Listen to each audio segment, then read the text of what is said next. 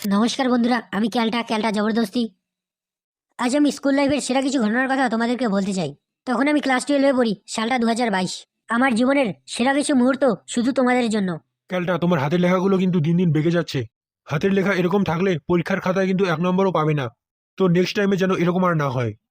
ঠিক আছে দাদা। কিরে ক্যালটা, এখনো তোর হাতের লেখা বাঁকা হয় কেন?